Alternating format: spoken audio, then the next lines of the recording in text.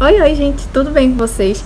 Então, no vídeo de hoje a gente vai dar continuidade àquela nossa série de vídeos onde a gente conversa um pouco sobre os principais movimentos de vanguarda europeia.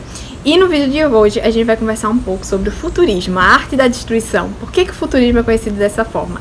Então, sob o slogan Abaixo aos Museus, o futurismo ele vai surgir lá em 1909, sim, em 1909. Ele vai ser um movimento concomitante ao cubismo e assim como outros movimentos de vanguarda europeia, vão acontecer de forma simultânea. E vai surgir em 1909 com a publicação do Manifesto Futurista no jornal francês Le Figaro, que vai ser escrito pelo poeta ítalo-francês Filippo Tommaso Marinetti, que vai ser o líder, quem vai de fato encabeçar o movimento futurista, que vai surgir lá na Itália. E como é que se dá, quais eram as ideias desse pessoal, o que é que queriam de fato os futuristas, sob o slogan Abaixo aos Museus. Os futuristas eles vão negar tudo que é clássico.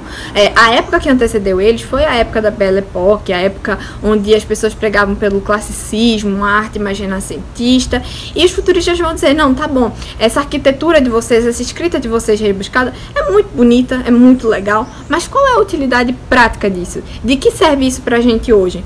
Então, 5 anos mais tarde vai acontecer a guerra, e diferente do que vinha sendo retratado em épocas anteriores, aquela cavalaria medieval, espadas, eles vão retratar o quê? Canhão de guerra, a primeira guerra que aconteceu de 1914 a 1918.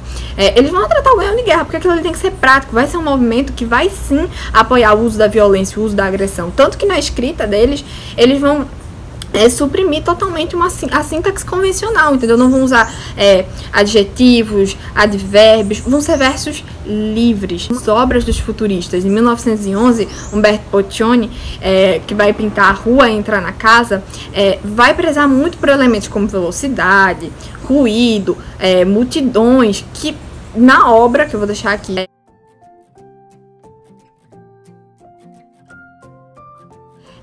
vai mostrar justamente que passa a sensação para quem está vendo de que tudo se move através do olhar da mulher que olha a rua. Então tá tudo em movimento, eles querem quebrar, gerar essa ruptura com a estética anterior, que era já um padrão pré-estabelecido. Além de tudo isso, os futuristas eles vão pregar muito por uma vida no meio urbano, vão prezar por essa vida no meio urbano, pelos avanços tecnológicos, eles vão gostar sim dos avanços tecnológicos, vão ser amantes disso. Outra coisa muito importante de se falar na escrita é que além da quebra da sintaxe convencional, sem uso de adjetivos, sem uso de advérbios, nada muito rebuscado, eles ainda assim vão usar palavras agressivas como uma forma de criticar a arte burguesa, né, que era aquela arte clássica, a arte da Belle Époque, porque eles acreditam que a burguesia vai ter uma atitude muito passiva em relação às coisas que estão acontecendo. E logo em seguida, em 1919, já após o fim da guerra, vai ter a ascensão do Partido Nacional Fascista lá na Itália, do Benito Mussolini, e o Filippo Tommaso Marinetti vai fazer parte e vai usar da arte futurista para enaltecer a guerra, para enaltecer o uso de violência, o militarismo, tudo isso por intermédio da arte. O Filippo Tommaso Marinetti, ele tem uma frase que ficou muito famosa, que diz o seguinte: a guerra, né, a grande guerra que aconteceu de 1914 a 1918, é um poema futurista. A guerra é um poema futurista. Então, ele vai usar a arte para enaltecer a guerra, para enaltecer a violência, o uso de agressão. Aqui no Brasil, a gente vai ter sim um pouco dessa influência da arte futurista na Semana de Arte Moderna em 1922, porque artistas como Oswald de Andrade, Anita Malfatti entraram em contato não apenas com o Manifesto Futurista, como com o próprio Filippo Tommaso Marinetti. Mas aí, aqui já vai ser um outro processo que a gente vai poder tratar em um outro vídeo sobre isso. E para a gente fixar bem o que foi o futurismo, eu vou ler agora uma parte do Manifesto Futurista escrito pelo Marinetti. E venham então os alegres incendiários de dedos carbonizados. Vamos, ateiem fogo às estantes das bibliotecas, desviem o curso dos canais para inundar os museus, empunhem as picaretas, os machados, os martelos e deitem abaixo sem piedade as cidades veneradas. Abaixo aos museus agora, a arte da destruição. Talvez tenhamos entendido o porquê agora. Essas são basicamente as características do futurismo. Mas eu quis trazer uma curiosidade, que foi uma coisa que eu mesma observei, não sei se todo mundo vai concordar. sobre o futurismo. Será que o futurismo ele cessou, ele parou lá no século XX? Foi como todos os movimentos de vanguarda, movimentos rápidos, movimentos artísticos, de artistas experimentais? Ou será que ele continua ainda nos dias de hoje? Eu me fiz essa pergunta e você pode se fazer essa pergunta, você pode deixar aqui nos comentários o que você acha.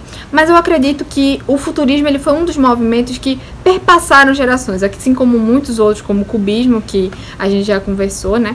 Eu acredito que sim, o futurismo ele perpassa gerações e ele chega nos dias de hoje da gente de formas diferentes. Eu estava lendo no jornal esses últimos dias que alguns grupos de pessoas se juntaram na Inglaterra, na Bélgica, para derrubar estátuas de figuras que representam alguma coisa ruim que aconteceu no nosso passado. Eles derrubaram a do Edward Colston lá na Inglaterra, porque ele foi um traficante de escravos.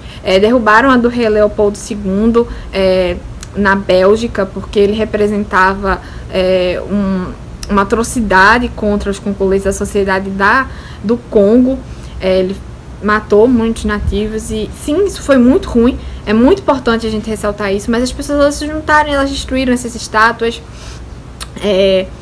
Tudo bem, mas aí fica a grande questão. Não, obviamente, muito diferentes dos futuristas de antigamente, são esses futuristas, mas entrou muito em questão se destruindo a história que a gente vai construir uma história diferente. Tem um documentário que eu queria deixar muito aqui a indicação, que é de um cineasta norte-americano, Michael Monroe, que é Where to Invade Next.